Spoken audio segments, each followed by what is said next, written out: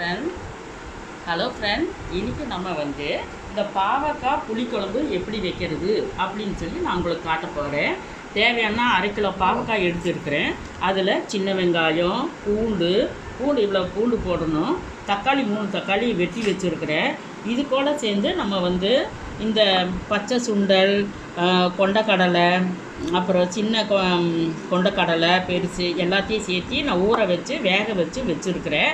இவ்வளோ புளி வந்து நான் 2 நெல்லிக்காய் பெருசு இந்த புளி எடுத்து ஊற வச்சுருக்கிறேன். வாங்க வீடியோவில் போகலாம். எவ்வளோ பாவக்காய் கடலெண்ணெய் வாங்கி வச்சுருக்கிறேன். இதில் வந்து 4 ஸ்பூனு கடலெண்ணெய் ஊற்றுறோம். 4 ஸ்பூன் 5 ஸ்பூன் வெந்தயம் நான் வந்து ஸ்பூனில் 1/2 ஸ்பூன் வெந்தயம் எடுத்துருக்கிறேன். அது கூடவே சீரகம் அதே அளவுக்கு 1/2 ஸ்பூன் சீரகம் எடுத்துருக்கிறேன். நல்லா காய்க்கலாம். 3 காஞ்ச மிளகாயும் ஒரு கத்துவோம். பூண்டு வந்து நான் ஒரு 15 பல்லு பூண்டு எடுத்து வச்சுருக்கிறேன். அதையும் சேர்த்து நல்லா சின்ன வெங்காயம் 200 கிராம் வெங்காயம் எடுத்துருக்கிறேன். எடுத்து இப்படி சின்னதாக பொடிசாக வெட்டி வச்சுக்கணும். இப்போ வெங்காயம் வதங்கிடுச்சு. அடுத்தது தக்காளி போடுறதுக்கு முன்னாடியே நம்ம வந்து இந்த வெட்டி வச்சுக்கிற பாவக்காய் 1/2 கிலோ பாவக்காயை எடுத்து வச்சுருக்கிறேன். அதையும் சேர்த்து இதோட போட்டு உப்பு போட்டு 1 ஸ்பூன் உப்பு போட்டு நல்லா வேகணும். இது வந்து எண்ணெயில் வேகும்போது பாவக்காய் கசப்பு தெரியாது. இல்லைன்னா நம்ம வந்து தக்காளி போட்ட பிற்பாடு பாவக்காய் போட்டோம்னா கசப்பு தெரியும். இப்படி கொஞ்சம் வேக விடலாம். இப்போ நல்லா வெந்துருச்சு. இப்போ அடுத்தது நம்ம தக்காளி போட்டுக்குவோம். தக்காளி 3 தக்காளியை சின்னதாக வெட்டி வச்சுட்டு அதுக்கு சேர்த்து போடுவோம். தக்காளி போட்டு இப்படி வச்சுட்டு இனி நான் மசாலா தூள் நான் போட போகிறேன். இது வந்து குழம்பு தூள் நான் 2 வச்ச இந்த பயிரை எடுத்து நம்ம இப்படி போட்டுருவோம். இதுக்குள்ளேயே அதோடவே கொஞ்சம் பெருங்காயத்தூள் கொஞ்சம் போட்டுருவோம்.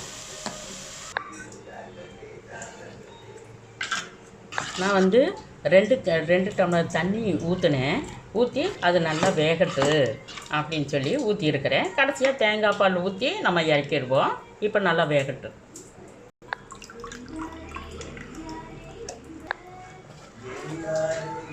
இப்போ பாவக்காய் வெந்துருச்சு. இப்போ வந்து புளி கரைசலை கரைச்சி எடுத்து வச்சுருக்கிறேன். அதையும் சேர்த்து ஊற்றிடலாம். இப்போ தேங்காய் பால் ஒரு 1/2 மூடி தேங்காய் பாலை எடுத்து வச்சுக்கிட்டு அதையும் சேர்த்து ஊற்றி விட்டு எப்படி கலந்து வச்சுக்குவோம். அவ்வளோதான், பாவக்காய் குழம்பு ரெடி ஆயிடுச்சு. இது சாப்பிட்டு பார்ப்போமா? ஒன்றும் பிரச்சனை.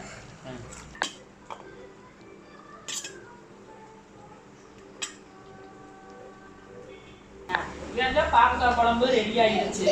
இனி சாப்பிட்டு பார்த்துட்டு எப்படி இருக்குது அப்படின்னு சொல்லி நீங்கள் சொல்லணும்.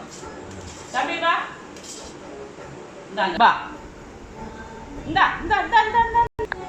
சாப்பிட்டு முழுங்கிட்டு அப்புறமா சொல்லுங்க. நல்லா இருக்கா? ஓகே, ஃபுல்லாக சாப்பிட்ருங்க. ஓகே, இதே மாதிரி நீங்களும் ஒரு முறை செஞ்சு பாருங்க.